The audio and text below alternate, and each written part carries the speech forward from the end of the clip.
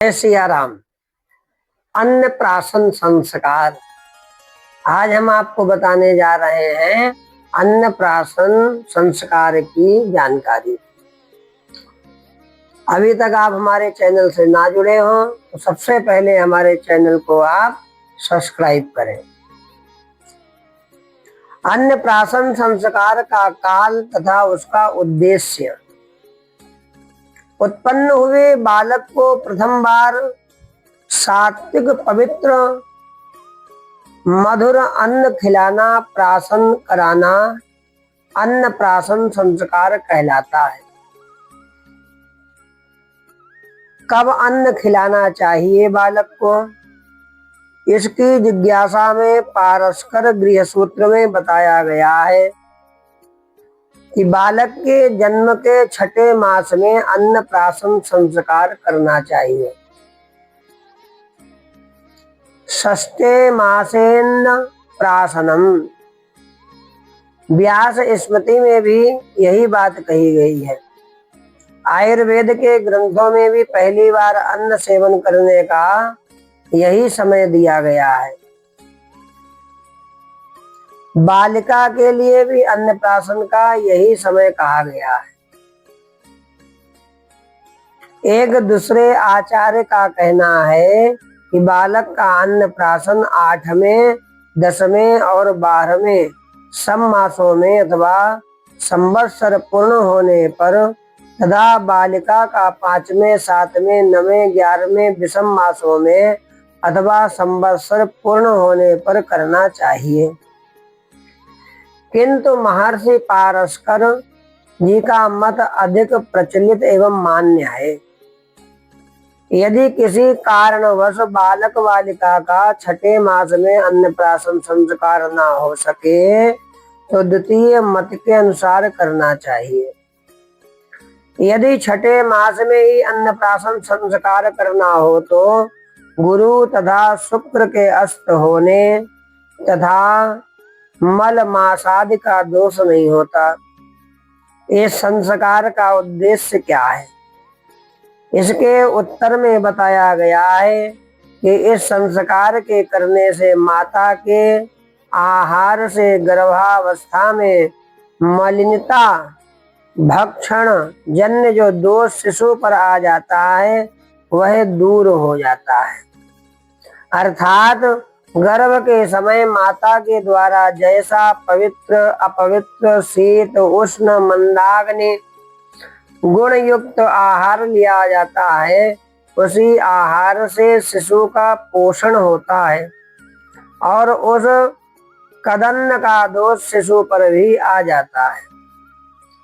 उस दोष की निवृत्ति के लिए हवन पूर्वक पवित्र हविष्यान्न तथा मधु घृत युक्त पायस बालक को दिया जाता है, जिसके ग्रहण करने से बालक का शरीर एवं अंतःकरण दोष रहित होकर पवित्र और परम शुद्ध हो जाता है।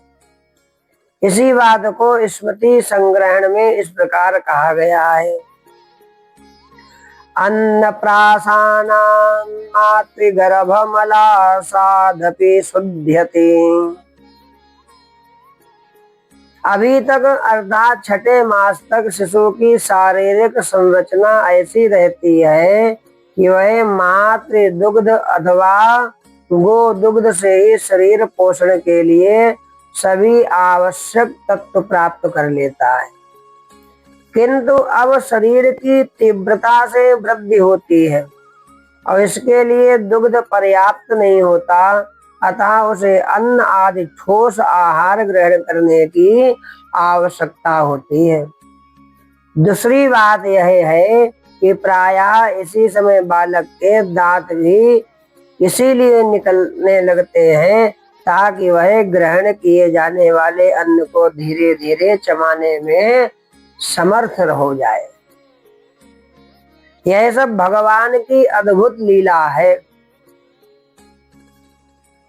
जब दांत चाहिए तभी भगवान देते हैं, जब दांत नहीं चाहिए तो भगवान नहीं देते हैं। सब लीला है ठाकुर जी की। अन्न ग्रहण प्रारंभ करने से शिशु अब धीरे धीरे माता के स्तन्य पर आश्रित ना होकर स्वावलंबी भी होने लगता है। अन्नप्राशन से शिशु के मुख से स्तन्यपान जन्य गंध भी धीरे धीरे दूर हो जाती है। इस प्रकार अन्नप्राशन संस्कार का बड़ा ही वैज्ञानिक रहस्य है। इस संस्कार से जातक की दैहिक पुष्टि और उसके ओज की वृद्धि होती है। अन्नप्राशन का उपांग जीविका निर्धारण विज्ञान क्या है? जीविका निर्धारण विज्ञान अन्नप्राशन कर्म का ही अंग माना जाता है। महर्षियों ने बालक बड़ा होकर किस जीविका वृत्ति के द्वारा अपने जीवन का निर्वाह करेगा, इसकी परीक्षा की विधि भी बताई है, जो मनोविज्ञान एवं ज्योतिष आदि के द्वारा भी पुष्ट है। बताया गया है कि अन्नप्राशन पूर्ण होने के अनंतर बालक के सामने पुस्तक, शस्त्र, लेखनी, वस्त्र, अन्न तथा शिल्प की वस्तुएं रखनी चाहिए।